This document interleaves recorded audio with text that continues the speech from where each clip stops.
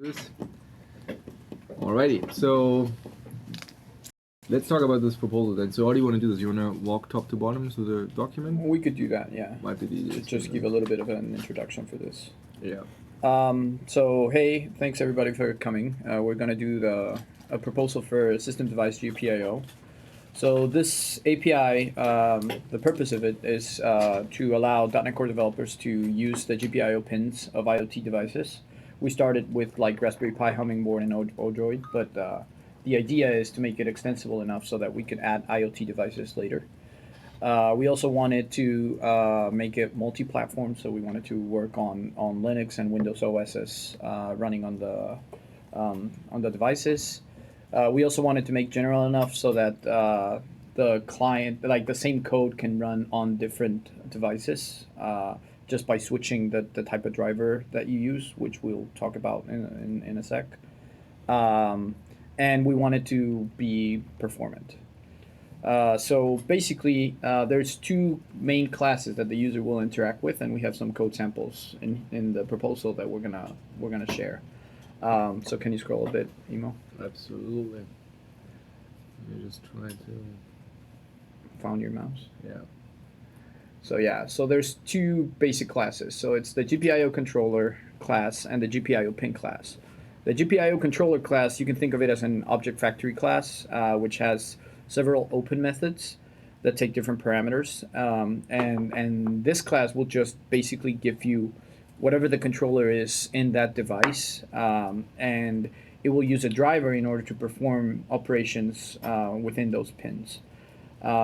If you just call the default open method, we will basically try to check with runtime information. We'll check which platform you're running on, which OS, and with that we're going to give you like the default driver that will do the operations with the pins. Or if you specify, like if you know, for example, I'm running on a Raspberry Pi 3, then we will provide you another factory method where you can specify, oh, I want to use that driver, because in general that's going to be more performant. So we're going to give you that extensibility. Plus, you will be able to just write your own drivers in the future in case you want to be supported in a different device. And so you could use these factory methods and pass in your own driver so that you can run somewhere else. Right. And then the other class is the GPIO pin class. So this class represents a pin in the board. And this one is where the users will actually interact and be able to do like basic pin operations like read, write, setting modes, registering for events, and then also some more advanced scenarios like analog reads, analog writes if you support PWM and stuff like that. So I have a few code snippets in there. Well, you can see like a blinking LED. So, well, the controller class has a dispose that will basically is disposable that will just basically like free up all of the memory and resources that were used by the controller. So, like the usual case would be wrapping it in a using like that. And so as you can see, the first line we're just initializing the default controller in whatever the OS that you're running. Then we get a pin and we pass in the controller where this pin is located. We also pass in the pin number in the board. And then we set the mode of that pin. So for that specific pin, we're setting it to output so that we can write a value. And then in a cycle, we're just like turning it on and off. I'm curious, when you create pins, presumably they're always associated with a particular controller. What drives the design of using a constructor rather than like controller.getPin or something like that? We were going to, so we thought of that. The reason why we decided to go this way is because GPIO pin class is extendable. So in the future, like that it implements an abstract class that in the future, like let's say that you don't want to look at it at the pin level, you want to look at it more as a kind of like a sensor instead that takes several pins. So if you want to look at that level, then we want you to only have to write the sensor part of it, and you pass in the controller as a parameter. And that way you can basically do the setup of several pins and configure several pins inside your constructor without having to also change the controller that it would basically have to return whatever type you just wrote. So you would have to basically rewrite a new controller in order to support your new pin devices. Does that make sense? I see. Yeah.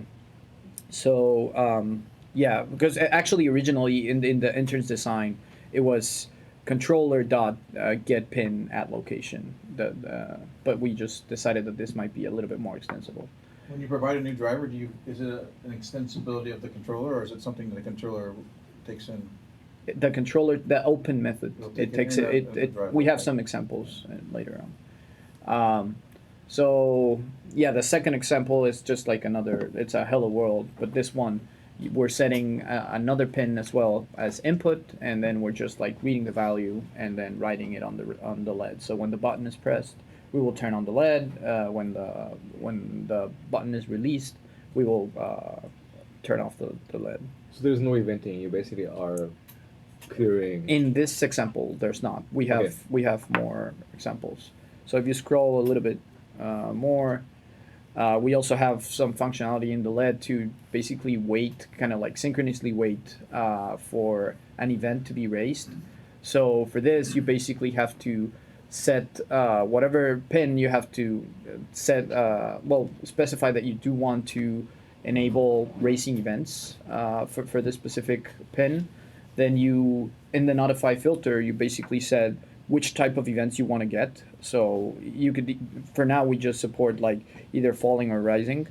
So a button, going from 0 to 1 or 1 to 0. And so we have this wait for event method that will basically take in a time span of how long do you want to wait for. And then it would return a bool, which will tell you basically if the event was received or not. So that's in that top example, if the event occurred anywhere before the dot wait for event, you would block indefinitely? You would lock in for those seconds. 10, for 10 seconds in this scenario, yes. Yes, as long as you don't, you have to configure and call the wait before the event happens. And then we also support registering for callbacks. So that's the next example. We have an event handler that's called value changed. And in a similar way, you can just register for whatever notifications you want to get.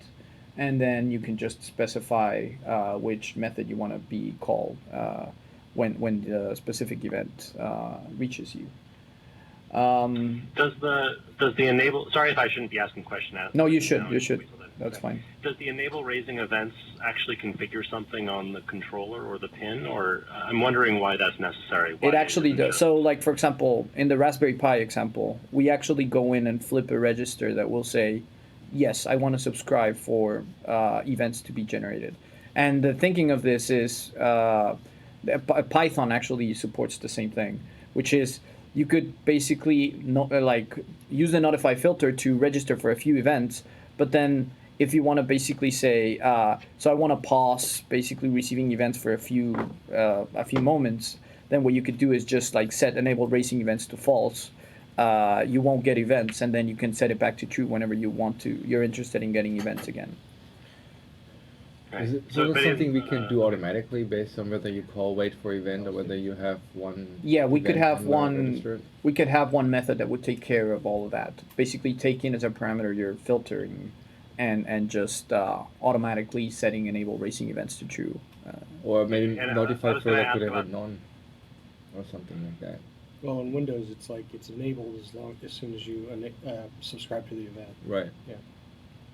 Because certainly my first thought on that was if the only value that you change is the notify filter, then notify filter equal none would be don't raise events, and otherwise raise events. Right. But We could, but then you don't have the then functionality of turning it on and off for a few. you save it to a local and Yeah. Yeah. put Yeah. it back. But if we think that people would get that wrong, then having a method Yeah. of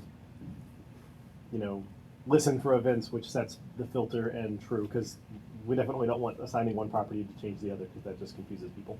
But if it's a method, Presumably in these code samples, you actually want the notify filter to be set before you set enable raising events to true. Yes, we could probably do that. Yes. So these are the kind of problems that I always find with these, because if you in WinForms there's no enable raising events, right? You subscribe to an event, you get an event when it happens, right? And it's just if you don't see the line, the code looks fine, right? And it's Yeah. like, why is my event not coming? It's like, well, because you didn't ask for it. Well, I subscribed to the event. Is that not an ask? Like, I mean, like, Yeah. how much more do you want from me? It's not straightforward. I agree. I think the only And, value that this has is like you have a pre-configured object where you have the notify filter set up, you have the event handler set up, and you just want to turn it on and off, right? But how often do you want that? I That don't would be know. my- I just like we looked at the for this we kind of looked at the current API that Adorno? no Python supports, Mm. and Python kind of like they have this functionality. So like that's why we said okay maybe we want to enable that as Yeah, well. don't get me wrong. There's a legitimate scenario. It makes sense. It's just it feels like a usability trap, right? Yeah, if I just look at the API, I would just think, okay, maybe I just need to add a notify filter and then set Yeah. my callback, and it should just work. Right. So yeah, I agree that might be an issue. So, yeah, so maybe it would be something like make the notify filter be a read-only property, and then register for events, which takes the filter that sets the thing to true if you gave it anything other than none. Okay. Just making it so that the simple scenario works. I don't know what to do if somebody registers a handler and they never called configure. Certainly, that's well, you never told it to listen for it. You never told it what events you cared about, so you get none of them. All nones fired. Right. And so that Yeah, but it does seem like for one action it takes 3 lines, and that's busted. so getting it to making the enable event and the filter come in one atomic unit seems like it would go a long way to. Well, obviously you need to tell us what things you want, and then register your callback, which presumably you want to register the callback before you enabling events. Otherwise, Makes sense. you have a. I mean, just depends on how fine-tuned you want the Right. event to be. Is there any built-in support? I would think you could even make it even simpler than that. Like notify filter, like probably should actually have a default setting of both falling edge and rising edge, and we should just start, firing events when someone sets the value changed callback or delegate. I see. Would I don't know, just might make sense. is there any built-in support for async as well? There is so in the hardware there is, Yeah. but right like. I mean like in the exposed API. No, here. in the exposed API we used to. So yesterday we did a first revision of it, and it did have all of those different like sync falling edge, async falling edge, and all those. But you're talking about like an awaitable. Yeah, like Yeah. actually using Yeah, C# but we and async to because I think a lot of people in the .NET world might expect instead of having to use events, they might do Right. something more modern and just rely on async and tasks. async. Yeah. So the way the API is set right now, there's no support for it. But we can definitely. I think having the event is fine because we're talking about an unlimited number of things happening here, and so events kind of make sense for that, and it's the kind of thing that RX is good for in getting a sequence or something like channels, and you push all the things into the channel and then you pull from it because you need something to do buffering. But with the wait for event, I would consider if we actually expect people to write code that does wait for event, I would consider adding a wait for event async. Yeah. The danger with something like wait for event or wait for event async, either of them, is you can easily lose data. Yeah, you could have the event because before you call it. the only time you're going to get an event is while you're in that call, and the moment it returns, if another thing happens, you're not going to get that event, and there's a race condition if you tried to write a loop that was wait for event, do something, wait for event, do something. Right. Um, Makes sense. Yeah. And about the other thing that you mentioned, Steve, like the having the notify filter preset and then also have enable raising events preset to true. The reason why we didn't think of doing that is because of performance, like because the actual hardware will send interrupts into the actual execution every time that you hit one of these events. So that's why we thought that maybe this is something that and that's also why I think in Python you have to manually set this to true because if you care about performance, you don't. So that makes sense, except it does make me question again, like why am I not just turning it on and off for the duration of, say, a wait for event method? Because otherwise, by definition, I'm turning it on longer than I need, right? Yeah. Yeah, I agree with Steve here. Even though this is like a one-for-one mapping between the hardware registers and our current surface area, like you could set the enable raising for event anytime someone sets value changed or when they call wait for event. Like we could set the 3 properties under the hood when the user just sets 1 in Right. the C# code. Yeah. I mean, my other question is like, both for wait for event, I guess the wait for event it's kind of clear, but if I use normal events, what does my main look like? What is your what? What does my main look like? Like, do I do while true? How does this event get dispatched effectively? You continue your execution, and then whenever you hit that event, you will get the interrupt, so it will call your callback. Basically, there's I'd a be really background interested thread. in- So the way the actual implementation today works is we spin off whenever you set up and add a value change callback, we spin up a different thread that will basically be it's a while true that will be just while you still have some callbacks and while notify filter is not empty, we will basically look for events on all of the pins. So I could literally do this code snippet here, and then my last line in main is just console.readline, and then this is basically blocking, and Yeah. then Well, your events get still dispatched, but on you'd a want that different- inside the user, Yeah. but yeah. Sorry, did I hear you that Good point, yeah. that Otherwise, the, bad the, things async- happen. the event one below spins up a thread that just sits in a loop calling wait for event? It doesn't call wait for event. It basically sits on a loop that will. It's an internal method that will basically go in and check the actual registers, because the actual notification for events is an actual register that you flip on and you say, okay, I want to like these type of events. I want to get a notification for, and so basically what we do is, what the hardware does is whenever you register for that. It will basically start listening for that specific pin for those type of events, and whenever you get one, it will go in and flip another register and say, hey, you have an event, like it I happened. see. So then our internal implementation is basically go and check those status changed registers, and then if we see that there's a 1 in there, then it means that you received an event. So we basically call the dispatcher and call the callbacks that Would that register for the interrupt? So one more thing about What the was that? the Would that register for the callbacks. hardware interrupt?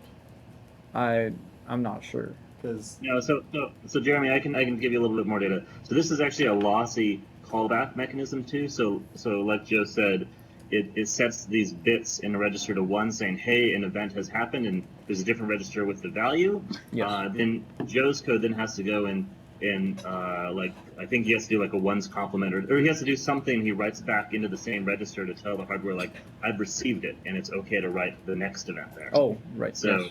while your callback is running, the hardware is actually missing events. Just so people know. right, but I mean, I don't know what the Raspberry Pi and stuff exposed, but definitely on like a, going lower and being on a PIC, I believe you can register an interrupt for when the pins fire. Then in your interrupt handler, you would just dispatch a message into a queue for somebody else to deal with later. So you get a little bit out of the polling, and then we could use our existing wait handles to wake up somebody else instead I of see. spinning in a busy loop. Like, really, That's true. it's Well, lossy that's true. if We you could don't have do a better an interrupt handler, and it's CPU intensive if you're doing it in a busy loop. So. One thing I'd like That's true. to see is the value changed event, have an event args that has the value, current value. I was going to get to that when we saw the API proposal. Yeah, 'cause that's- We have an entire page on event design that this seems to violate all of. So Yeah. I'm waiting on that one. I didn't get that on the call. But. So can you say that again? You cut off. Oh, I just said I was gonna call that one out too. Okay.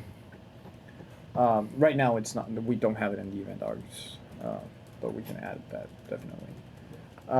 So Joe, I think I may have, I'm not sure if I heard you correctly or misheard you earlier. So wait for event. Yes. So let's say I turn on enable raising events, I set the notify filter, and then such an event happens, and it sounds like that's going to end up setting some register somewhere to 1. Yes. If I then call wait for event, do I observe that event that just happened or not?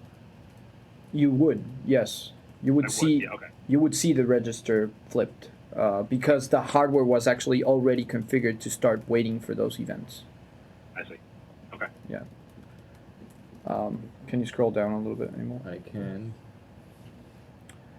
If I can get my cursor over here. So then this part is just like what we talked about earlier of how do we start supporting new devices.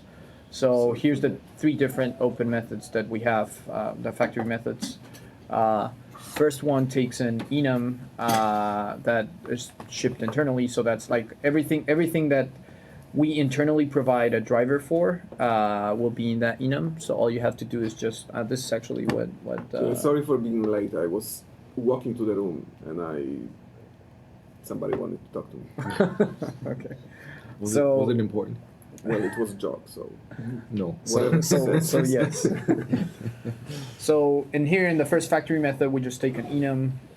In that enum, we basically select which type of driver you're going to use. Right. I think that one very important thing for this factory method in the implementation would be that we would have to actually have some sort of check to see and make sure that you are not picking Raspberry Pi 3 in a different device. Because what this driver will do is it will actually go in and flip registers, so in your memory, and for most of this, I guess I didn't mention this, but for most of this methods to work, you have to be running your program as root in order to be able to access all of the GPIO hardware. So we definitely want to be careful and have you, like maybe you're running on a Raspberry Pi 4 and you're trying to run this on a Raspberry Pi 3, which has a different processor completely, so the register addresses are different. And so we might want to have some logic in that open method that will make sure that you won't mess up. But I like the approach where, like, this is what we discussed yesterday. You have an open method, there is a default one. Right. Tries to do the best. Then we have an enum which is usable and it lets us, gives us more flexibility, but we still provide very usable API. And then there's like, you are now in advanced scenario, you can pass your own driver. Right. Why do we need an enum? Why Yeah, I don't we don't just like expose the public type and to say, here's the Raspberry Pi, you say new Raspberry Pi controller? Yeah, I like that better. It's easier, works with IntelliSense versus new types that you have to instantiate.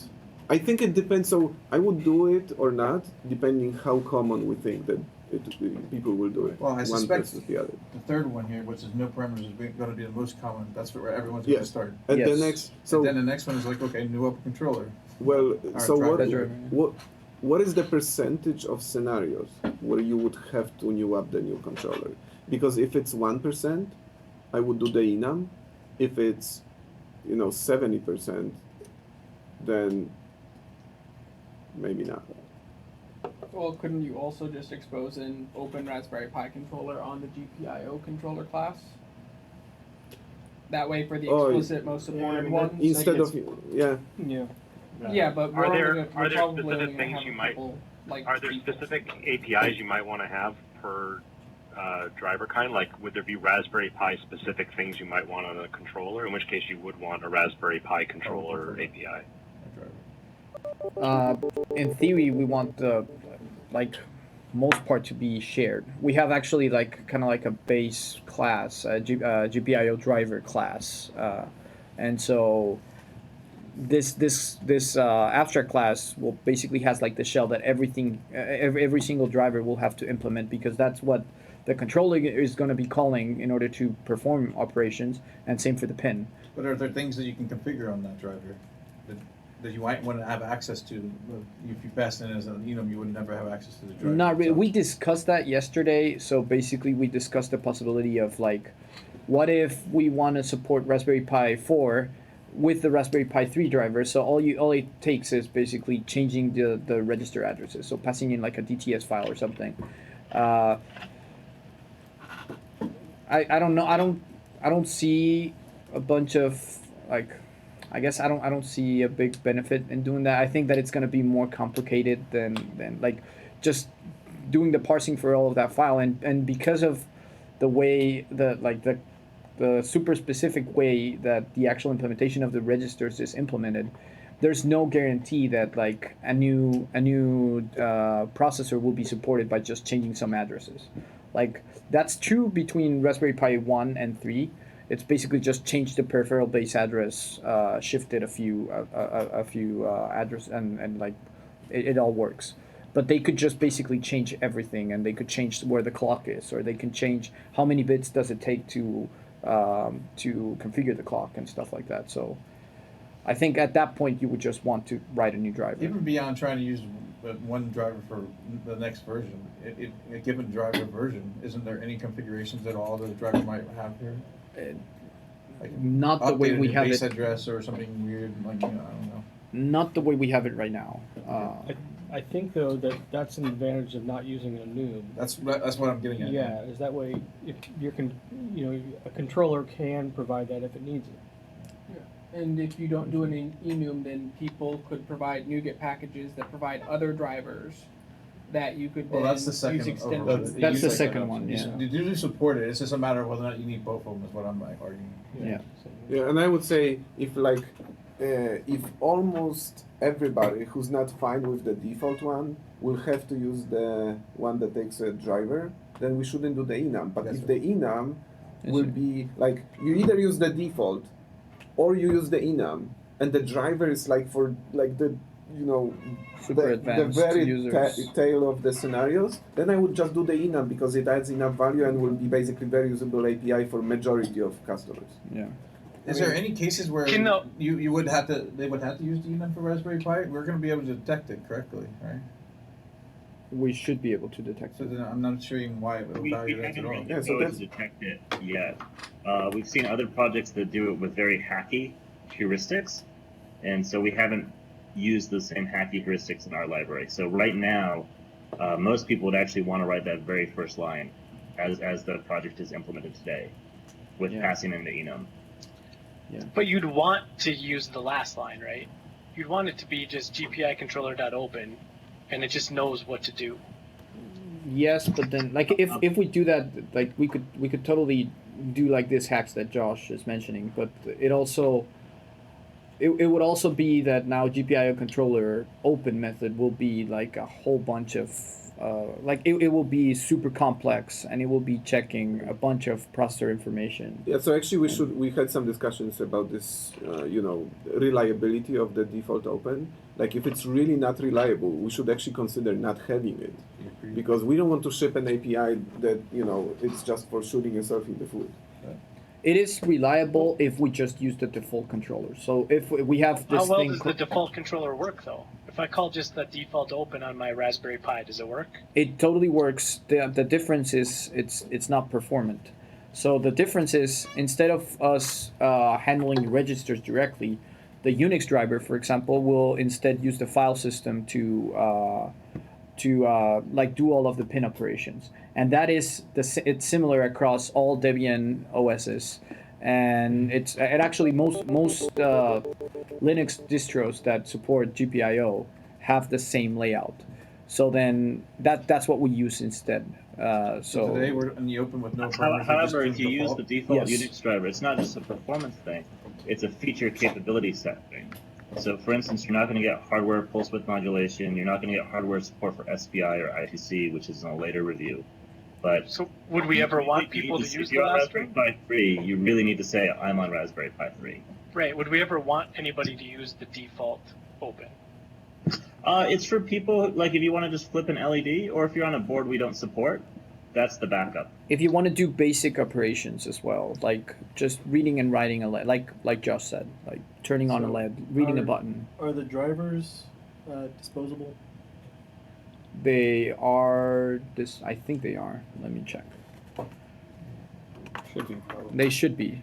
They should be, but you don't call dispose directly. it's That the- controller calls. I'm just wondering dispose. if what we want is an API which is predict best driver, and it either returns back an object or it returns back an enum that says I don't know in the I don't know case or whatever. Then you decouple the open code from the predict code, and if somebody knows what they want to do, they call that one, and then you always make them pass a thing, but the default will say, well, call predict, and predict will give you something that will work, and maybe it'll be, if it defaults to the Unix driver on Unix, then it'll say maybe PWIM won't be available. Honestly, I don't think any of this matters. I think anyone who's knows that they need to open pin 17 knows they're working on a Raspberry Pi and can set that one line. Yeah. Honestly, and they probably want to actually. If anything, maybe we should delete the default open zero param method and make people specify GPIO driver kind dot generic driver or something, so they know they're operating the one.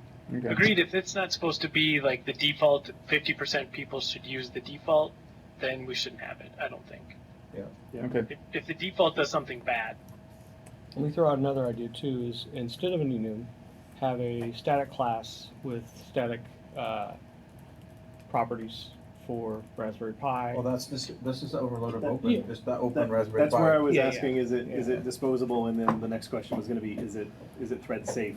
Because then it's, do we have a singleton pattern or do we have a factory pattern? And if it's disposable and not thread safe, then it's annoying because now the enum lookalike is throwing a bunch of stuff at the garbage collector. Well, I guess that depends on whether or not it's finalizable. Disposable's fine. Finalizable means it's a very expensive property. But I understand it has to be finalizable, correct? Well, probably, and that's again why if the property could hold a singleton instance. So What property? if we made on GPIO driver the base class, if it had static accelerators for property. Raspberry Pi Yeah. 3 and whatnot, Right. if they were thread safe, then we can hold the singleton. And so every call would get the same object, every controller would get the same driver, and we wouldn't care. The first time you walked into it, we would instantiate the thing if no one ever read it, like whatever. And then the object is rooted, we don't have finalization problems, and we have Well- what looks like an enum for the common cases, but is actually just using a... But we can solve this problem by putting all the finalizable state into something that is a singleton, and then having non-singletons just point to the state, Right. Yeah, but the shared state. also, just avoiding allocating properties where possible. But if allocating is the right thing to do, then that's what we would do. Yeah. Okay. I think the I have a enum is potentially naive high-level question. These seem to be designed for I'm running on something, so there's only one thing to open. What about is there a scenario where I've got multiple kind of GPIO boards attached to some other OS, and I'm working with those? And if so, how do I specify which goes to which? I don't think that's a scenario that we at least envision supporting right now. how do you connect them? USB or How do you connect what? Like two Raspberry Pi boards? yeah, serial port? Like what's the connection? I don't think you like. Well, you could connect. They're ARM chips soldered onto a board, right? And you need to memory map. Oh, you're Dev, physically on that thing. BCN You're not connecting it 1 to and the Dev computer. Never BCN mind. 2. Yeah. Yeah. Or some future device that has multiple GPIO controllers on it. Yeah, so we have one. There's the Hummingbird, which has two different pin blocks on the same board. But looking at the manual for that, that still seems to be a single controller, single logical controller, and a single memory map file. And Right. the pins just pin 1 on the second block is like pin 76. Right. logically. So physically, you can see that there's kind of like two different pin locations, but yeah, internally it's represented as just the one thing. But Steven's question is really good, and honestly, I don't know myself yet. Yeah. But that might be a legitimate hardware scenario, and we just don't know yet. We haven't seen it ourselves. But wouldn't we would just add additional parameter to open, and you specify, let's say you have Or the GPIO or the Two- Raspberry Pi 3 driver would then take a new constructor argument of which subboard. Yeah, exactly. Yeah. That's what I'm saying. There would be a constructor. Do I refer to this array of pins or this array of pins? Right. Right. Okay, so moving on. The next thing is we also support different numbering schemes. Basically, just two for now. There was some talk yesterday of extending this a little bit more in case users want to configure a little bit more how the actual pins are represented in their code. But I think that what makes more sense and the most common case would be these two, which is logical and board. Board is basically like the actual like physical location of a pin, so they go from left to right and then like top to bottom. And so like if you want pin 17, it would be like like you basically count and find which one is the 17. And logical is just whatever's tied to the actual board, to the actual driver Are property these only as opposed to controller? How does it work? these only apply to the generic driver? Yeah, I was gonna say, why isn't this a driver property as opposed to a controller property? It's not a driver, it's a controller I property. understand, but shouldn't it be the driver that cares about this as opposed to the controller? Well, so the controller will pass everything to the driver as the logical, using the logical numbers. So basically just in the controller, so that the way you want to interact with the controller is you could specify if you want the logical numbering or the board. But internally, the controller will always. We have actually a method that basically translates all of the board numbering to the logical, and that's how the driver works. So the driver But these always settings uses only the apply same. to the generic driver. Otherwise, how do you specify the driver? Is it no every Those driver? overloads, I guess. Yeah, all of the drivers take in the take the logical numbering. No, but use- the overloads on open, I think is what he's getting at. You showed There's no overloads with open that takes drivers, now the you show driver overloads and with schemes. Presumably it's one, because we're getting rid of the default one, so now it's one open that takes a driver, comma, an optional list. Oh yes. all of those open, they have an extra parameter. So like the first one has a second optional parameter. We always default to logical, but you could take in an. So the question an is, should we have these open methods that you have in the second box that don't take the enum and just take the pin numbering scheme? We have those. So Why like do we need those? Why can't we just basically the overloads in the basically the methods in the first box? yeah, we they're the just same. add additional parameter that is the numbering. That's what we scheme. have. It's Well- just it's an optional parameter. I think So it's- like if we're you see getting the rid of actual. implicit driver, therefore these would not be possible syntactically anymore because you'd still have to specify the driver in the first Yes. place. So that's what I was asking. These methods will be gone. We won't have those Right. in the second box. Correct. Well, yes. We won't have them, but we will have the ones on the top and two of the first two of the Correct. ones on the top, and then both of them take an extra second optional parameter, which is the numbering. Yes.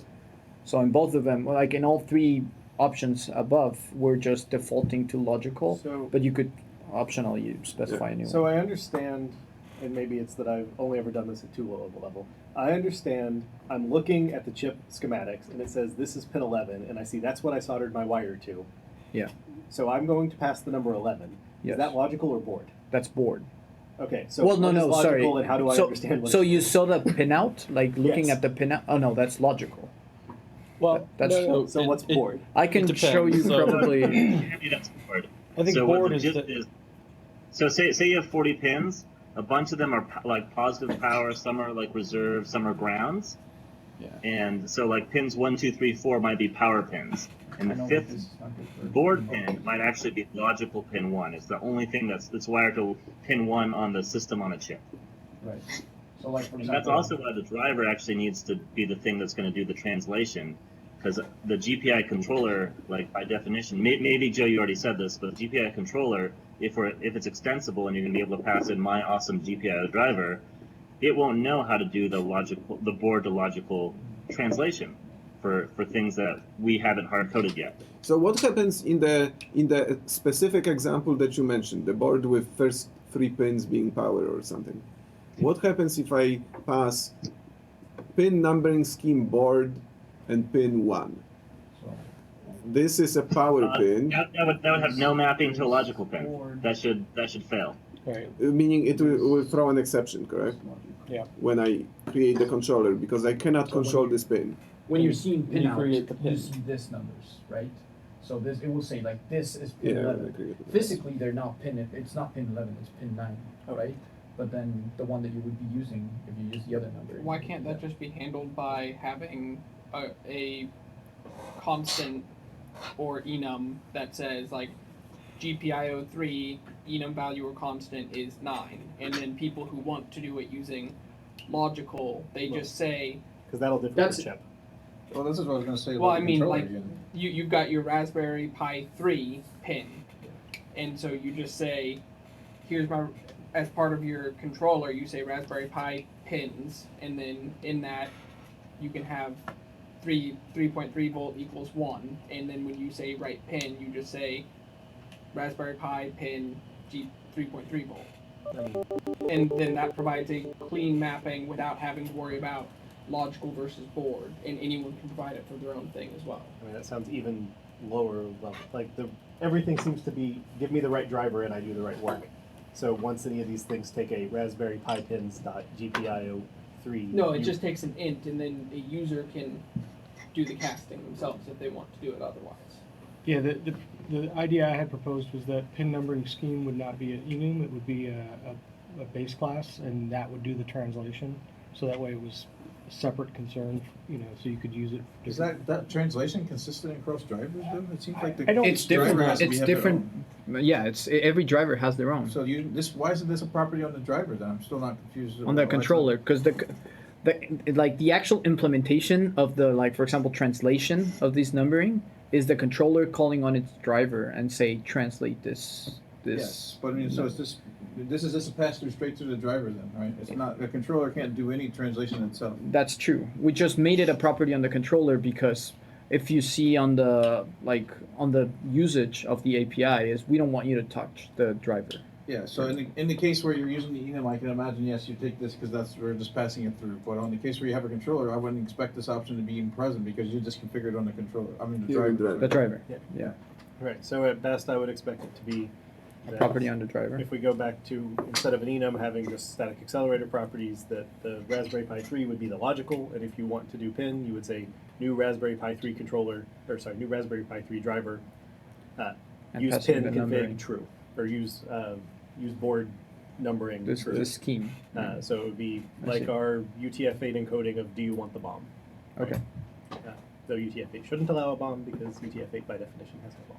Okay. That's a different topic. The one thing is we should make board really easy, because if you go to like the Adafruit website or any of these websites that are like the hello worlds of like GPIO, everyone starts with board because it's easier for people to understand. Yeah. Yeah, but I would also expect you to, like, if I were coming into this and writing something for Raspberry Pi 3, I would expect to be able to get some kind of Raspberry 3 class and then be able to say, write to GPIO 3, and that should be a method that abstracts everything pin related away from me. It should. You still have to know because you have to wire it, right? Yeah, but you know that I know that I have wired to GPIO pin 3, and so I want to be able to just call a method as easily as possible saying send this data or read this data from GPIO 3. Which is. And then everything else, that being pin 9 or pin 12, should be abstracted away and I shouldn't have to deal with that unless I'm explicitly going lower level. Yeah, I mean, it is kind of what we do in the sense where by default you're getting the logical numbering scheme. So by default, if you know that you connected something in pin number 3, like just passing in the integer 3 will mean the actual logical number 3, which is what you want, right? So you just want it to be, you just want to have IntelliSense, I guess. But what I'm saying is what Tanner wants is actually board, is what he's saying. He's doing the hello world sample where he connected pin 3, and he thinks pin 3 is pin 3, when in reality, physical board pin 3 is like logical pin 17. He doesn't know that. Honestly, I don't think you can do GPIO 3, so he wants logical 3. Yeah. Honestly, I don't think that you can do much with the board specific numbering, because you could basically plug in something into a pin that doesn't, like, what if you connect something that is in the ground pin? So if you don't know the pin layout, there's no way that you, well, I mean, there is a way, but it's unlikely that you'll get functionality out there. If someone wanted to be doing board pin numbering, which, yes, given this, and it says GPIO 3, I would expect 3 is the number I passed. Yes. Then I would expect the here's a library and here's the hardware you're going to go wire up to this. It would say, hook this up to GPIO 3, right? Like, because the library knows what it's going to talk to. If you're making a library that's going to talk to more than one device, you can't talk physical layout because you don't know it. So you're going to talk in the logical layout, which means that the board layout, if we want to support it at all, should be a property on the driver, and it should not be a default. You should have to go out of your way to get to it, and which means we probably just don't even care, and we shouldn't support it. I mean, the more I look at it, the more I think we shouldn't. We should just use logical. Should always I disagree. So I would say we do want to support board because all the like Adafruit samples and all the Python code samples out there are all in board pin numbering scheme. Well, so I think there's two different layers to be able to copy and paste code over from Python to C# and not translate 3s to 17s and have their code work. I think we're going to need to have board. Well, I think there's. I agree. We need both. Also, I think that some of our customers will be in complete control of the hardware that they have, and they probably may want to refer to basically hardware board specification. actual- They don't care about the abstraction. Like I'm running on some devices, I actually don't know what they exactly are. They're like, we know what we have there. I want to refer to pin 5. Don't ever like map it to anything else. Yeah. But again, I still feel that this is more of a function of the driver and that what you. That I agree. I agree. I agree with that, It should yeah. be I agree parameter with to the the driver driver. part. Yeah. I'm just saying we do need the board scheme. Yes. Yeah, because I think there's like two layers here. The first is I'm a library author, so I'm the first person that's writing the code for this device, and I'm going to need to deal with the board scheme, and I'll need to provide a mapping to a logical scheme. And the logical scheme is what people who are using and interoperating with my device or library are going to want to use. So there's like consumer and library author, and the library author will want board, but the consumer will probably want logical. Yeah. And so you need both, and you need to be able to deal with both. But Yeah, your driver. the consumer isn't going to want to see or deal with board most of the time. They'll want to deal with logical because that's what they're following along in their book or Right. tutorial, etc. Right. Well, except that's what Josh said, that he looked at actual tutorials. Tutorials and use referring to board. board. Yeah. Right. Because it's easier to look at the board and say this is number 6 or whatever. Yeah, I guess for Tutorial says me to understanding plug in a 6, I plug in a purposes, 6. makes more But sense. again, going back to stuff I did on the pick, I feel that when it supported PWIM, it said GPIO 1, 2, and 5 support PWIM. Now, granted, you're like, I don't understand why 1, 2, and 5, and then you look and it's like, oh, because it's these 3 guys right here. Yeah. But like, you called them 1, 2, and 5 for whatever reason you did, and that's like the documentation where you're reading what you can do with this chip. Never talks about like pin out 8. It talks about it uses the logical name, and Yeah, so that's where right. I got confused. And I think that's also maybe different because like most of the Raspberry Pi samples that I've seen talk in terms of the logical, Me too. whereas I guess for Adafruit it seems they talk in board terms. Yeah. But Yeah, so then that would just be the So I default guess, of the particular driver. but it does sound like we're in a consensus that we do need to support both, and we want the property to be on the driver, not on the controller. So that is something that we can do. The state should be on the driver, not on Yeah, the controller. agreed. Whether it's a property or whatnot, it's a function of the particular driver. Right. State, yes. Now, the question that I think we don't yet decided on is, but is it passed through from a controller, open method? I think the driver would need to be pre-configured before it's passed to the controller, and all the controller is going to say, or the right then pin, wherever that comes from, is going to take a number. It's going to pass it to the driver, and the driver knows what it's supposed to do with it. Sure, but you imagine we could have an open method that takes both numbering scheme and the driver kind. And now we just basically pass use the first enum to select the driver and pass the second enum, pass through to the driver. To the driver to set the We property. could So do it won't be a state on the controller. It will still be a state on the driver, but then you don't have to pre-initialize the driver. Again, that does depend on if we are using an enum or we're using static accelerator properties. Because if you're getting back a shared object, you don't want to change state on this object when invoking it in a different method. well, is there an example of how logical and board differ for how a user will call that? Because No. what I would expect is that if I were providing a driver, I would either provide explicit like write GPIO 3 pin methods, or I would provide an enum that maps concretely with no translation required friendly names to logical pin numbers, and then there's no overhead at all. It just you say write pin GPIO 3 and it writes whatever that mapping is. So today we don't have that. Today we basically set this property when you new up the controller, and then like whenever you call a function like for example read pin 18, we would know which numbering scheme you're using, and so we do the overhead of translating that to the logical, and that's what we passed into the driver. But for logical, like, so what I'm not getting is if I say I want logical mode, then how do I say read GPIO 3? What would the actual syntax I write in C# look like there? Read pin. Read pin, and then you pass in a 3. Well, but you then would open pin 3, and then yeah. you would use that Yeah. pin dot read. Yeah. But then if you want to, how does that map to other pins that don't actually have input or output? Like, let's say you're in logical mode. right, but you could still in logical mode say read pin 1. You could. And then what happens then? That's It- GPIO 1. Logical one. It's logical one, yeah. Yeah. So what happens when you've got GPIO and SIC and other I2C mappings where you don't strictly have like 4 GPIO pins logically? You might have 4 as one group and then 4 as another group, and you might have I2C as another group.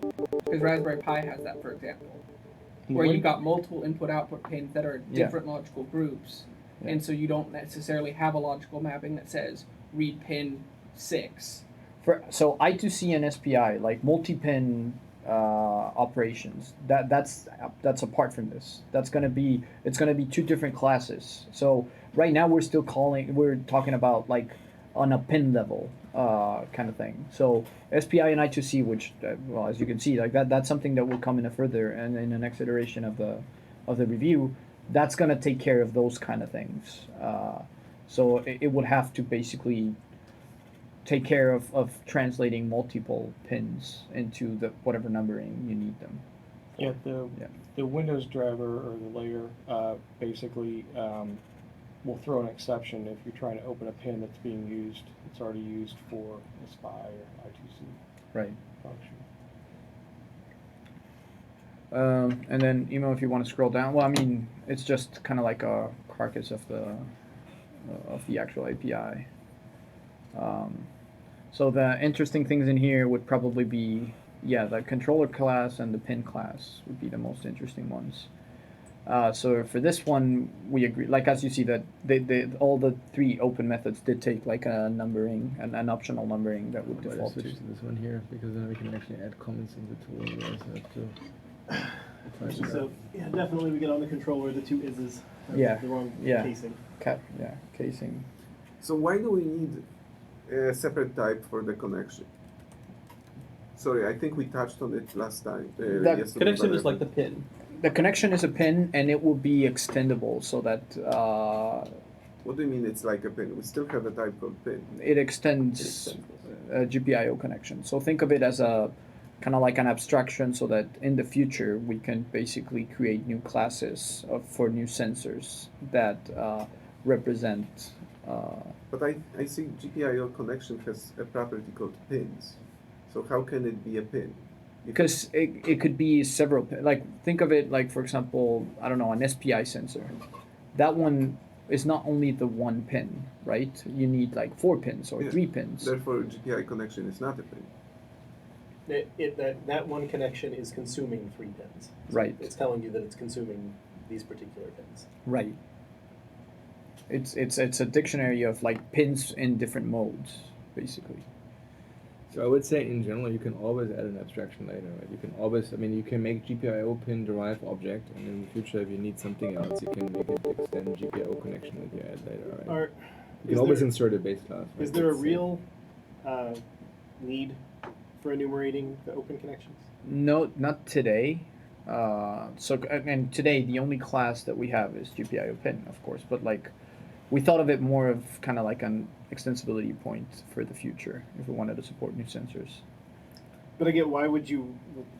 In what scenario would you want to read? So I'm not all of the talking different about the base. I'm talking about on GPI controller. There's the property. What are the open connections? Yeah.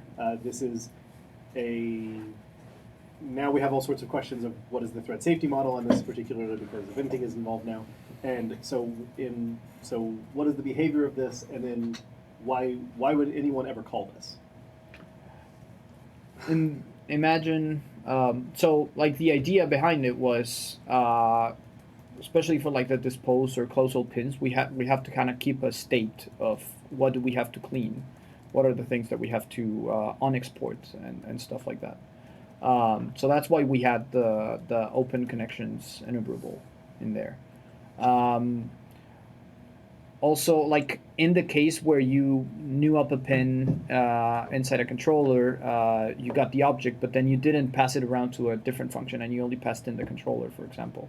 This would be a way of kind of like trying to get the pin that you had already opened but you didn't pass through. It's also useful if you have a GPIO pin, which extends this GPIO connection, and you want to know what the actual pin number is of your GPIO pin object. Or like if you want to know what mode it's currently opened in.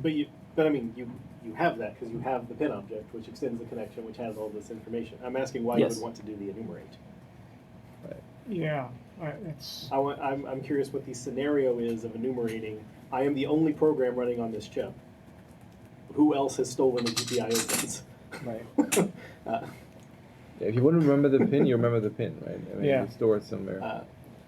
And then even if it internally maintains a collection for close all, like why is that being exposed?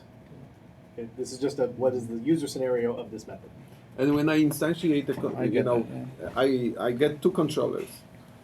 Can I get two instances of the controller? There's no real user scenario, but technically you can. And what happens then if I close all pins on one? In theory, like what's gonna happen is the other one, when you try to get all the open connections, you won't see any. Like it will affect the state of the other one. Yeah. That's, So what is Wait, the scenario? they do affect each other, or they don't yes. affect each other? They'll affect the actual connection, but so the actual GPIO controller has a list of what the open connections are, right? So that means that if one closes all the connections, the other one wouldn't know that. So it might still try to interact with the actual pins and like that. But is close all connections close all the ones that it opened, or close No, all of them? all. Well, all the ones in the list. Right. So if I make two GPIO controller, if I make controller 1 and controller 2, Yeah. controller 1 is used to open a pin. Controller 2 calls close all connections. That open pin is still open and available. No. Yes, it is. It should be, yeah. And Because you then- didn't open it with And that asking for controller. open connections on the second one returns the empty enumerator. Yes. Okay. Under what scenario would we want to allow It multiple knows- controllers? It knows, It's yeah. an object. You can't not allow it. Yes. I'm saying, why do we want to allow it? Unless yeah. you make it a factory only created method and you Yeah, singleton. or you you pass in a particular driver and there's always only one driver. There's always only one controller per driver. Yeah. So again, it's just the understanding what happens when people write code. So again, I don't understand the scenario for open connections. It seems like it should not be public. Yeah, if there's shared state, could we like internally have it in a single shared thing? And then if we have scenarios for people to create multiple controllers, then they are basically just wrappers over the shared state. And maybe they have some individual things like, you know, the logical to physical mapping and whatnot, because that one is kind of probably not You certainly shared. need to identify what would happen and what should happen if you make two controllers. Let's even say you instantiate the driver twice. So you have two drivers, two controllers, they both open pin 1 in compatible modes, and one of them closes it. Does that turn off the eventing model for the other one? Like, how do those objects interact because they're using a shared hardware state? It would. You either need to detect it and block it, or at least document it, but you need to understand the model, and that needs to be part of sense. Yeah. the feature. And if we can block the multiple instantiation of things, then that's a way to solve it. Sounds good. So I'm still confused, to go back to earlier, why GPIO pin takes a controller instead of the controller has an open pin. I mean, it's possible that both make sense, but because I would there are expect different types of pins. But I would expect that I have a controller, and if I want to open a pin in just read-write mode, that would be a function of the controller, not I create a controller, and then in order to create this other pin object, I need to know what a controller is. Yeah. Like, So this is about like writing the linear flow of your code instead of the spaghetti one example of notion why code. we thought of this, for example, it's not represented in this part of the proposal, but we thought about splitting. Right now, GPIO pin has functions for PWM, for example. All of the PWM functionality is built into the pin, which is we kind of agreed that it's not right because not every pin can do PWM. There's very specific ones, so we should separate those classes. So in that sense, you don't want the controller to know that, like, or have different methods of I want to return in a PWM pin instead of a pin. So instead, you can have a control like the constructor of the PWM pin to do all of the specific logic, and only call the controller to say, hey, instantiate me and set my mode to be PWM, Okay. and then it could do like Because when we other stuff. when you ask, what's the scenario where people are going to use multiple controllers, someone will write the code. New or GPIO pin GPIO 1 equal new GPIO pin, new controller of new driver, comma 1, and then they'll copy and paste that line of code and put it as a 2, and now they have 2 drivers and 2 controllers because they wanted to talk about 2 pins. Yeah. And using the forward factory flow means that they will create 1 controller that does things. Taking it as a constructor parameter means you will get people who write multiples. Yes. So you need to That makes remove sense. their temptation to write the word new.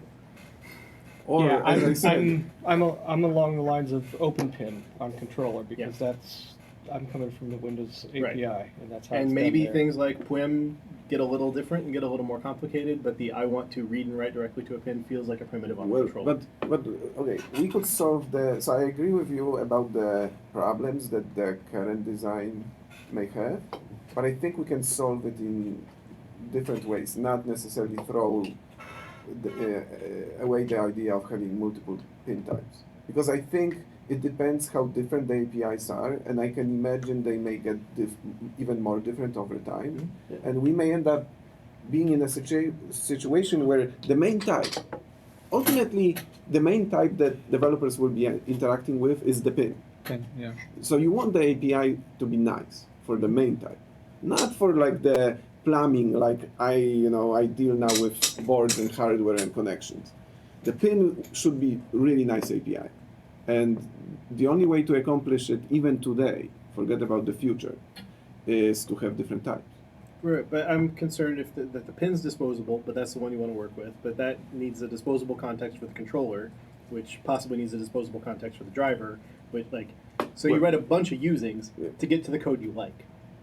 And we either need to start inverting a bunch of that flow, or they need to understand why they're coming one line after the other, Sure, but and why their scopes But how are does inherited. open help you with that? Because even if you have open pin, that gives you back a new instance of GPIO pin, right? If that is disposable, it's still disposable. You have to Yes, put it but in you user. didn't have the temptation to write. I don't think you have the pin of temptation control. either, though, because Yeah, there's I no would there's no agree. constructor in GPIO controller, right? We're not going to expose that. The only way of getting a new controller is by calling open, and then that's Also, I would also say, even if there is a constructor, right? Anybody who has ever written any managed code, it's pretty normal that you instantiate an object, it wants another object in the constructor, and you're not always newing them up in line, right? I mean, if you start with object 1, you're passing an existing instance. You're not newing it up again, right? Especially, I mean, I would say controller and pin. it is possible. It's but like it's- SQL connection, people- SQL command. People write right? a lot of code. So I don't agree with that. All I'm saying is that I don't think it's a completely new pattern that we haven't seen before. It's the typical normal. Yep, you wire up some object, wire up another object, you pass the other thing, and like that's a pretty normal flow. Right, but I'm just trying to suggest that Christoph says the type that we want to make easy to work with is GPIO pin. Right. And But you I still think have that by to wrap it in taking a using. controller as a constructor parameter, we've made it not easy to work with. Because now we're just setting you up for building bad infrastructure. Except I don't see how. What is the solution? I agree, it's not ideal. You have to pass the controller. What is the solution? If let's assume for a moment, which I'm not like saying we must do it, but let's assume we want different types for pins. Well, so you could the do APIs are very You could nice. do the exact same thing we did with StreamReader, right? So we have StreamReader, where you can either pass in the stream, or you pass in the file name, and we construct a stream for you. Right? It's the same here. You could imagine that we have GPIO pin open from controller, one liner, right? It just gives you back. Yeah, I'm just not the pin. opposed No, to the because constructor depending on existing. I just on- think that both make sense. You think that the base case that most people are going to be doing, which is just open a GPIO pin, should have a special case for it. So that Well, you I can just say think that- GPIO controller.open pin. And Right. then for a PWM pin or something, then they can do the construction Yeah, and pass it. yes, that's what I'm saying. I think that's reasonable. That if what they want is just the read write on a pin, and they want the simple like be a 1 or a 0. Yep. No analog mode, no PWM, no SPIO, no I2C. If what they want is I want to toggle an LED, Yeah. like that feels like a controller.open pin 5. Right. Why not new pin 5? Well, I mean the pin needs a controller. New pin controller, comma 5, comma mode. And Because we worry about the lifetime of the controller. Is that? I think that nothing I think that there's some trying to help people understand the lifetime better could be done by having a forward flow instead of a reverse constructor flow. And then either doing things with you shouldn't need to manage the lifetime of the controller because it's a singleton or whatever, but like that we should figure out what the flow looks like, reduce the number of places that people are going to get their usings wrong. So still, let me understand so I know. So you're proposing that we have a factory method on pin types. No. He just wants the control, like the way that you new up a pin. It's controller dot open pin. And what is the type that is returned from open pin? GPIO pin. And if you want to extend PWM pin, then you would have to have another method in the controller. So is that what we're talking or then in that case, Or you have a PWM controller, just again, going So back to why do we feel so legacy. strongly that the second line is so much better than the first line? What Jeremy is saying is that the second one leads you to think that when, like, you know that pin kind of like depends on controller. So lifespan of pin depends on the lifespan. Because of we're the controller. very inconsistent in the first model. Does it take a snapshot of the controller so it has its own the new object has a new lifetime of the thing and you can dispose your controller? Does it I think this the problem control- doesn't go away in my opinion in the second case. I can still create two controllers, think that they are independent, and I close all pins on one and I'm screwed on the I would other also one. say like it highly depends on what the argument is you pass, right? If I pass in configuration or options, I would expect it to snapshot, right? If I pass in an object that clearly has state associated with it, right? A SQL connection, a trace listener, or whatever, I would never expect the thing to own the instance. I would expect, the outer one is the outer one, and the inner one just has a reference back to it, right? Because that is the vast majority of object-oriented frameworks today. Yeah, I'm just like. So that's what I'm saying. I think to me this is almost like a red herring, one or the second. But the one has an objective benefit, which is if you have multiple classes, it still works. The second one is like, shit. Now I have another. You have to have logic specific in the controller. Right. So now the other argument that goes for like Jeremy's point is that this is how Python works today. So controller.openPin, that's how Python library. So that's what you like are the developers today are used to. So why did we decide to go with controller.open and that once if you take it one step higher, I mean you got the controller open with the driver, it's the same exact problem. Why did we go a different route that way as opposed to a new controller? Like why did we went to for a factory method? Why did we go controller because new controller passing the driver option the same way?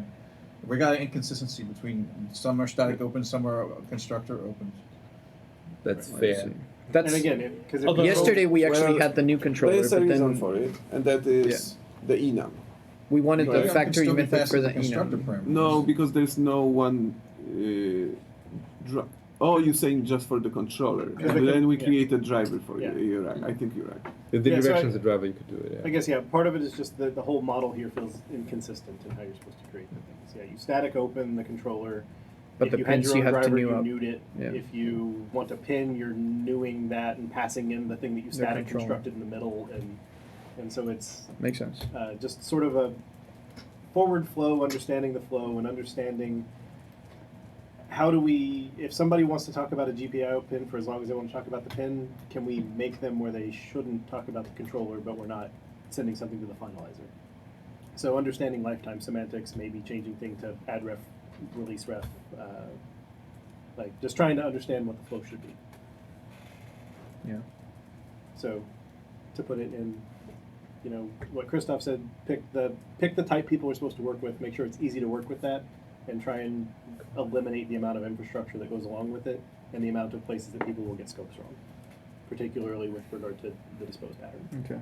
I think that if we have a constructor on GPIO controller, it's definitely gonna cause the scenario that you first pointed. I think having it a factory method, it helps a little with people not wanting to just do var pin equals new pin and then in parentheses new controller. So I think it kind of helps in that. So I think the consistency argument is a very good point, but I have to tell you that open screams you should close it, versus constructor doesn't.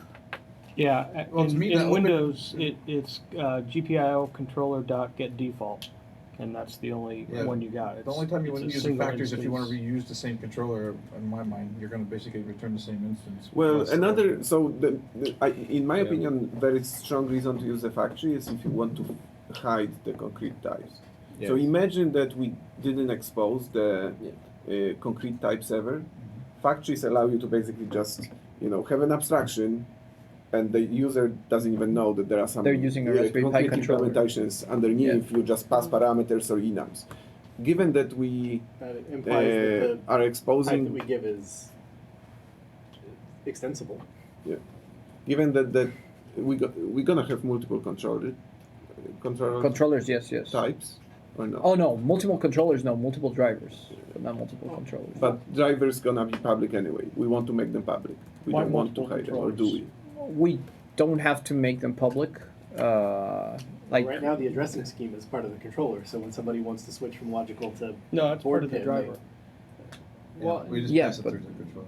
what Yeah. happens if you have the constructor for GPIO pin and you call new controller 5 twice, and then close one of the right now you instances? can't because new controller is not a thing. Like No. If you say new GPIO pin controller 5 and you did that twice, so today, it doesn't. Well, the way the API, the implementation is today, it won't do anything. It would just return you a pin.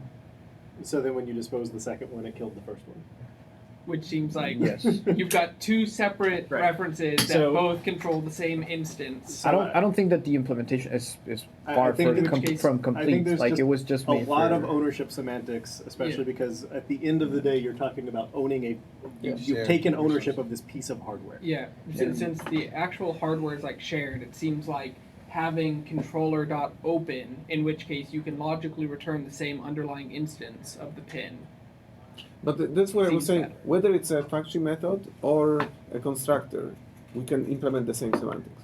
You I think basically the just have implementation might be internally. different though. Yes, Yeah. I agree. The implementation would have to be different, but I don't think we should. If we feel that one of the APIs is better, I think we can fix the lifetime issue. Yeah. But basically saying underneath there's a shared thing. Yeah. Yeah, I just would like to see a clear understanding of the ownership of at every step of the way. Who owns the disposing? What does it mean if a thing gets disposed? What does it mean if two people open the same pin? What does it mean if two people open the same pin and they created different controllers or different drivers? Or Makes sense. at what level do we understand we've done a thing, and at what level have we impacted some other library that you loaded that didn't understand that the two libraries are competing instead of working collaboratively? Yeah. And What if you launch two programs on the same Pi, and they both try and simultaneously read pin 5? then So I that is register something. That is for something that, for rising example, events. He registers for falling events, and now I start getting falling events, and now I'm confused. And Yeah. So WinRT kind of supports the API kind of supports this a little. They have a sharing mode when you open a pin, so then you can register for like one would register for writing stuff, and then the other one won't be able to, or Yeah, it's exclusive and shared. Right. Or it's exclusive and read. right or read essentially. only. Read Yeah, only. Which is how System.io Stream works. right. So that's for the case where, but we don't have it in current API. So the other thing that like would be the thing in the middle, right? Where you still have a factory method, but it's on the actual pin class, not the controller, right? In which case, we could have as many derivatives as we want, but it's basically factories everywhere if we wanted that. Yeah, I think if you try to do using pin equals GPIO controller comma 5, great, you get a pin. If you try to new it again or factory it again, you're going to get an exception saying that pin's already open. Right. Yes, Yeah. it would treat everything as exclusive. Yeah. Yeah. Now I don't know if you need the second using block though, because the controller, in theory, whenever it's disposed, it has a list and state of the pins, right? That's open. That are So open. the pins mean, themselves our- wouldn't be disposable. Our answer is if you nude it and it's iDisposable, you should have it in an iDisposable, or you should be or in Yeah. a using statement, or you should be returning it. Right. And then now it gets weird because now the person who called it didn't say new, and now they don't know the ownership lifetime. Yeah, I think if you don't want to make the pin disposable because the resources are logically owned by the controller, that's fine. But if you make it disposable, I think you All the wanna put resources this are on there. owned by the driver. Yeah, That is the. Sure, but the truth. driver is something that the person never interacts with, right? In which case, Right. you really want So the to- controller is really what has all of the information. That's Right. why we didn't have a using block for the pin. Well, and then I also thought that on the controller class you had that tracking all of the pins. Yes. Which makes the lifetime even more confusing because I open the pin and the controller still is tracking it, and then I dispose the pin, but the controller is still tracking it, and it might think it's open unless it itself subscribed to the close event. Right. Yeah. Which is why we did really. Right. Well, I make think you've the got that problem pins whether you do open or create or anything. Okay. There's just an ownership problem of Yeah. and sharing state problem. If we basically could design the API such that the controller is the owner of the lifetime, and pins are just basically like proxies to talk to the driver. You know, it's a lightweight object. You can create thousands of those. You can associate them with the same pin.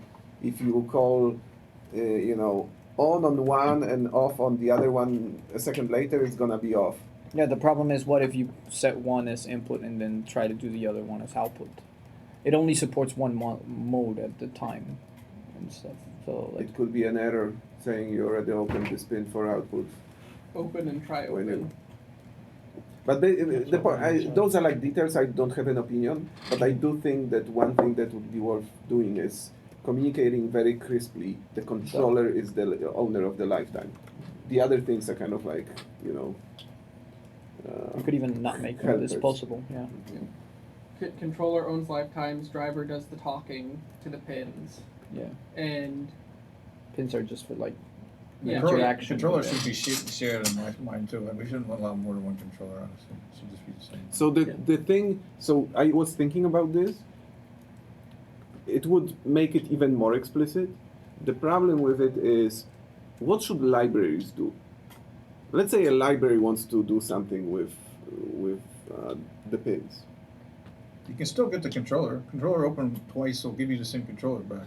Oh, okay, fine. So basically, you're saying controller is also a proxy for some internal shared The state. controller Sure. is one-to-one with the hardware, and so you always get the same controller back Yeah. for that. So what happens if you call dispose on the controller? You'll clean it up. Yeah, so that's a bit weird because you basically call dispose on a Or we retcon controller, it. and you thought that it's just your controller because you have to, and Yeah, it's but not. you might be But- running on an app that also has a reference to the controller. Yeah, we I think you'd have to retcon it if we retcon did that. Yeah. In which case, what I would be in favor of, you new it up, you get a new instance, or you get an exception.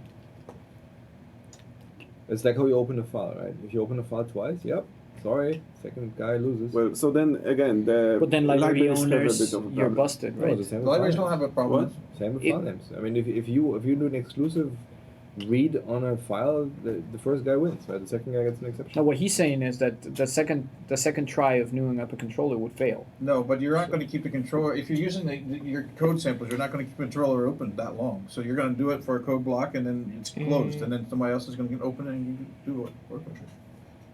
Right, which is I fine. think right? What you'd if you actually wanted- keep the controller open for the lifetime of the program for the most part. If your program Most of the is- coding examples wouldn't do such that, I the think. coding examples They are wouldn't, a but specific like case. Yeah. you might be calling, like technically you might be still inside of the using block and then calling into a library that will also try to do something with the pins. So in Basically, this case, it won't work. Yeah, but that's if we equal, make right, it right? truly exclusive, then libraries are hard. They basically have to. The library would have to take controller as a parameter. Yeah. But Yeah. sometimes you want, we kind of abstract the library. Is But isn't that a problem? Because if you don't do that, then you have a shared resource problem, right? but I mean, no. wouldn't a library be working with pins, not controllers? So that way your program provides the pins, the library works on the pins. No, Yeah, but let's say the library is called My Robot, Yeah. and the user is not even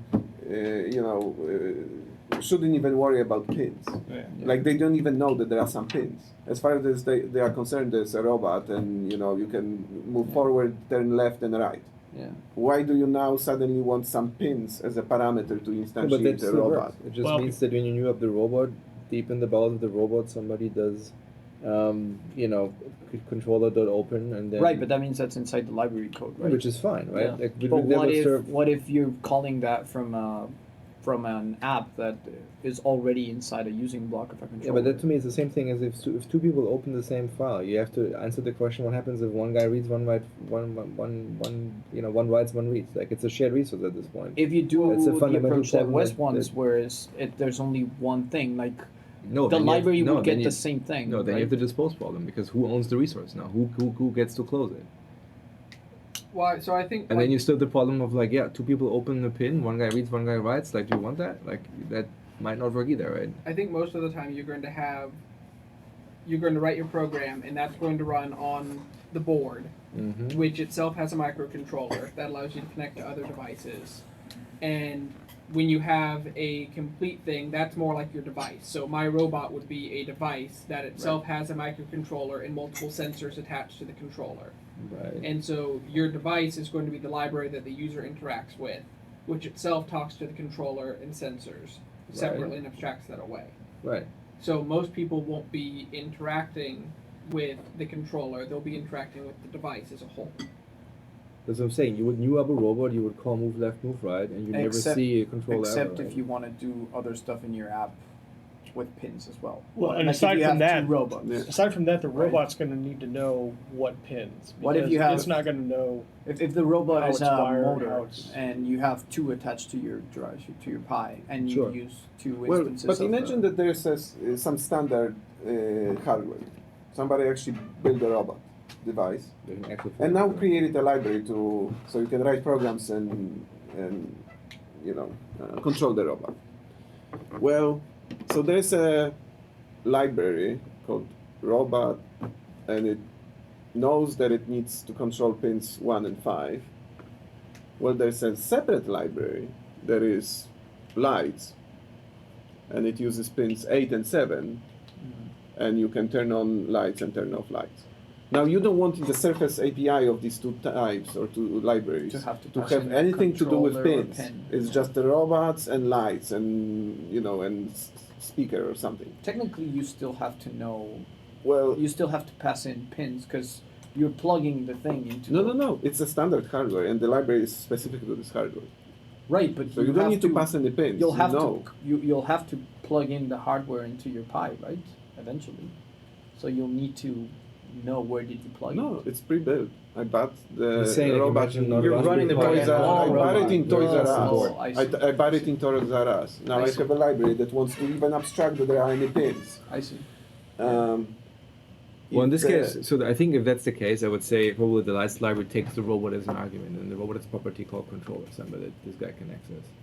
Like, if it's literally standardized, that's what you would do, right? Yeah, because like if you're talking about a normal driver and hardware, like let's say you want to draw a line, and system graphics exposes the high-level API of draw line, which eventually gets down to the VGA driver, which says write these bits to port 3CO plus, and the normal user will never interact with the pins. That's the responsibility of the driver, which talks to the controller and the sensors and everything else to get it done. And so it's like completely different layers of the library author will have to deal with the ports and the drivers and the controllers, but the end user won't unless they explicitly want to.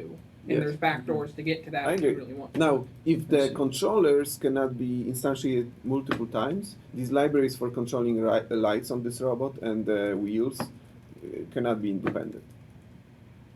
Right. Because they have to But if- share a controller, because we just said that we couldn't let them instantiate two controllers. Yeah, the alternative is they can instantiate two controllers.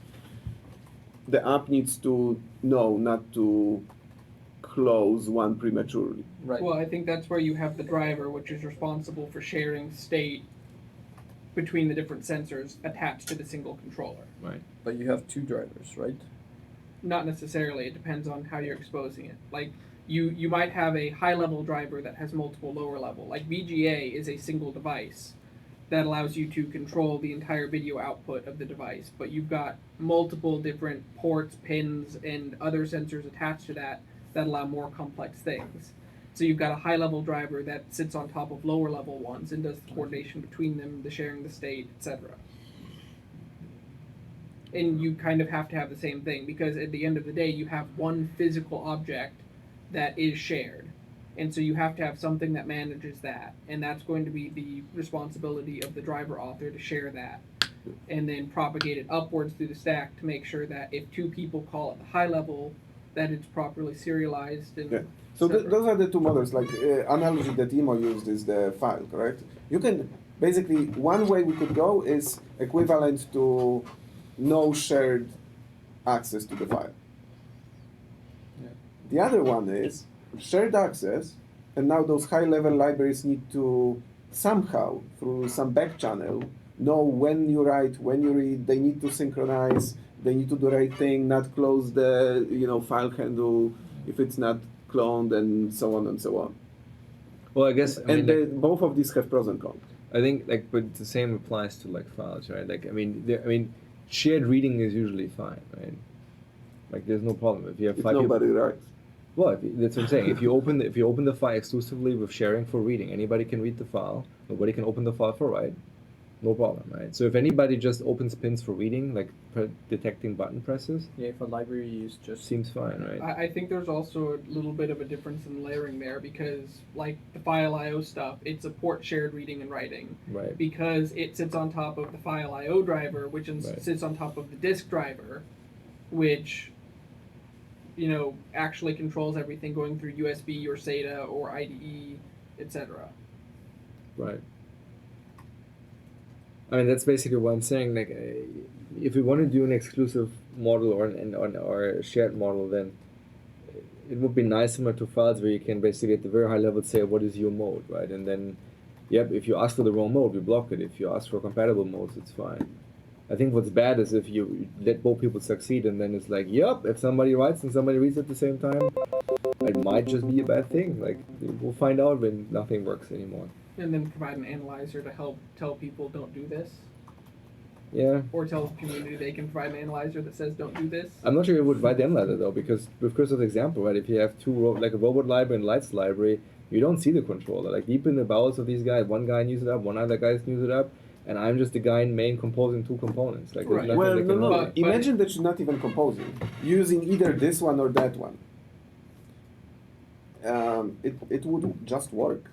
It's just No, but to this point, like what would not work is if you use both at the Yeah, same time. exactly. But there's no way for me to know this, right?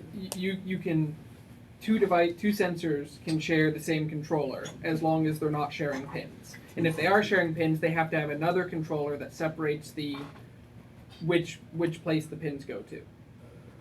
So like you can have any nesting of microcontrollers sitting on top of each other, directing pin X to pin Y, depending on what higher state you've passed in. Yeah.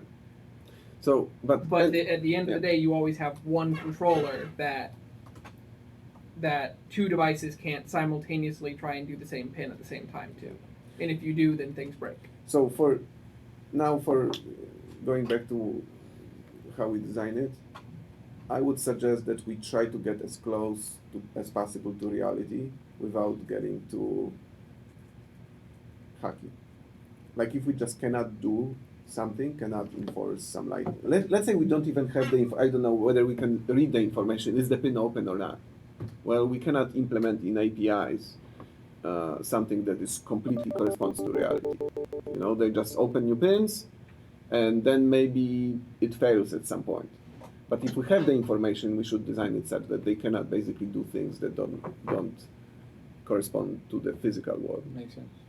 So like if we can make the controller be, given that, in reality there's one device, if we can make the controller be such that you can only have one, then it's perfect. But if we cannot, then... You could probably model it at the driver level, right? Or at the controller level, we can only, like when you call this post on a controller, it would only close whatever it opened. So that way, if you have two different libraries that are controlling two different sensors plugged into the same PI, when you call this pose on each one of them, but they will only close whatever they open for their. So you would purposes. ref count? Well, no, but you just think a bit of like, so obviously you won't be able to do pin by, but you won't be able to share a same pin. So that is out of the picture, right? So basically you have two instances of controller. So there's controller 1, there's controller 2. And then controller 1 is like a motor on the PI, and then controller 2 is like some lights in the PI. But they're plugged into two different pins, right? Completely different. Well, the controller represents the whole PI, right? It's just that the user of controller 1 just happened to open pin 2 and 3. Right. And the guy of controller 2 opened pins 5 and 7. So if you have two instances of the controller, then whenever you dispose one, what it would do is it would only dispose the pins that that one used. It won't dispose the whole. It won't close all the pins. And so when you open the same pin from both from two different controllers, that's you just busted. failed it. We fail. Yeah. At that point, that I would say seems reasonable. So you're saying basically we have the physical controller, which is the shared state, and then we've got the logical controller, which is the per instance state. And the logical controller share the same physical controller, and that's instance, but you can have as many logical controllers I that think have. you lost Yes. in the controller. No, But it's the same thing got it. DirectX does for its graphics layer. You've got graphics adapter and graphics device. Graphics adapter is the physical hardware, Yeah, and then so you there's can only new one up of as those. many physical devices I see. on top of that. And each physical device would only control whatever that Yeah. thing owns. Well, yeah, whatever that thing has done. Right, and so Yeah. the one that's in charge of, hey, you can't use this pin would be like the actual physical one that will tell you like, hey, this pin is used for something else. Which, Yeah, as a it matter does of store. fact, I don't even know if that's possible. Like, at least in the Raspberry Pi level, I don't think there's a way of saying is somebody using this. No, pin? you know that yourself because you in principle you could say that the physical control in your work could be literally the GPIO driver instance, right? Where you just remember which pins you have opened. So the second guy that asks for that, you're like, nope, sorry, that thing is already taken by somebody else. It's stored in the sysfs interface Yeah. at the very least, in the export list. It does if you use sysfs, Yes. but it doesn't if you do register manipulation. Right. Yeah, as long as you've got that concept of logical, which is what the user gets, and physical, which is what's abstracted away, then the physical can track everything that's actually open. Right. And then the logical can track, this is what I've This is opened what I've opened. from the physical. Makes sense. Because they'll have to disappoint you. You would not be able to buy your robot at Toys R Us because Toys R Us is. I know. That's- somebody pointed out in the comments. Toys R Us doesn't exist anymore. Okay, so I have to tell you, I still don't understand the connection and pin relationship. Yeah, I think honestly, It's a tree. Connection- It I seems don't like it's a that tree. very much because Connection could Yeah. go pin away. should be a pin, We're not a connection. yeah, I to like me, emos, it's, we should go bring it back when we have an abstraction. Yeah. Okay, add we it. can do that. because I For would now, say because we don't need it today. We just put there in place for. you can only future, but design so- an abstraction if you know what are the drive types are. Right. And you need at least two of them. If you only Okay. have one, like that's So not gonna today we only be have very successful. one. There's two though, right? There's GPIO well, pin and then PWM, PWM pin. pin, and then there's like Okay, they're both. But they're all pins, though. basically pins. But There's it also drives like- pin, doesn't it? Yeah. there's Well, also like analog pins. So this is one That's thing. a Like, question. do we have enough, consumers of the abstraction and implementers? But second one is there is a weird relationship. Pin inherits from connection. Yes. And connection has a property that Pins. returns pins. That to me is it's but a tree. no, it doesn't return pins though. Is it? It returns pin Pin numbers. numbers. It And returns pin modes. ins and modes, Yeah. which is different. So Yeah. if you go back, There's no GPIO pin. there's no GPIO pin. I thought there was something that people. No, That's no. on the Yeah. So on the GPIO controller. connection. I see. Right. The connection itself, it only tracks a dictionary of the pin number Oh, okay. and the mode it's open for. One more question: like, But- did we talk about close all pins already? Like, why would you need that? Isn't that We- effectively disposed? It is disposed, and unless you want to, for whatever reason, like do some initial operations, then close everything, and then continue using the controller for using some other pins. Yeah, we have the same thing on stream where we've got both dispose and close, and you can close and then reopen, but dispose is like a permanent close. Which was a bad mistake. Yeah. Yeah. I would give it a close here. You can always reopen the controller. I would literally just say only have dispose and call it a day. Okay. Every time you have close methods, like it's not. It's basically I think originally the idea was that it does the same thing but it doesn't do the same thing, and then it's like, oh, Okay. it doesn't do the same thing. I think it's a concept of cleaning up state to the point of reusability versus cleaning up state and never being able to reuse the instance. It's like reset versus Yeah. throw away. Yeah. Yeah. Another thing that we didn't But- discuss because it's not in the API, but I don't know if we should bring in set mode in the pin, so that, for example, you set a pin to be input mode, so like it reads buttons and stuff, and then like in the middle of your code you want to change the mode, it does. Like, or maybe it's an output that it only uses like digital signals, but then it wants to write analog, so you change the mode to be PWM. So that's something that I like. Like Ian and I chatted about this, and we decided that it's better to just like get rid of the pin and new up a new one with the new mode. Yeah, especially that it's- you're gonna probably want different APIs in those two modes. Right. Potentially. Yeah, I just want to mention it because WinRT does support switching modes while execution. In fact, you can just initialize a pin without setting a mode, and then you can set the Because mode they later. don't have separate types for different kinds of things. Right. Right. Alright, so we wrap it up. I think we gave you enough things that you probably should do another pass of the architecture. Yep. Because I think it's no point in reviewing enums right now if that's the... Yeah, no. I did want to ask one question about the enums. There's the edge rising and edge Falling. Falling. Yeah. How's that? Why is that different from in these naming from like the pin to high value and low value?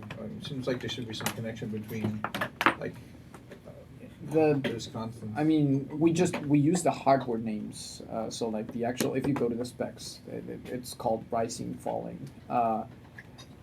What it basically means is I think it actually is a little bit different because the threshold of a high is like above 80% or 90% or something like that.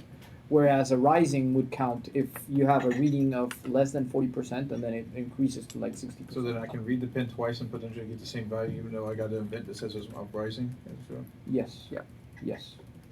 You could be like, yeah. Should we have the event more? There is a high and low as well. We just. I'm wondering whether or not we have the event only that. fire at a point when the value When changes. it's high? When the value changes. But that's the one of those. We could do so, like hardware. No, it's not. If the rising one doesn't say that the value changed, as far as like when you read the pin, it's going to get you the same value back. Yeah. One or two. So hardware supports both type of eventing. They support the high and low, and they also support the falling and rising. The reason why we picked falling and rising was also to match. Also, did we have both of them too? We don't have both. We only expose the rising and falling. We don't expose It high seems and low. to me weird if I'm listening to an event expecting the value to change. And it doesn't change. Makes sense. Although like rising does kind of tell you like it's tending. Unless the value I'm getting from the pin is actual float value of some sort, that I can actually see a different value, then I wouldn't have the rising and low. I would just have the changed. Okay, makes sense.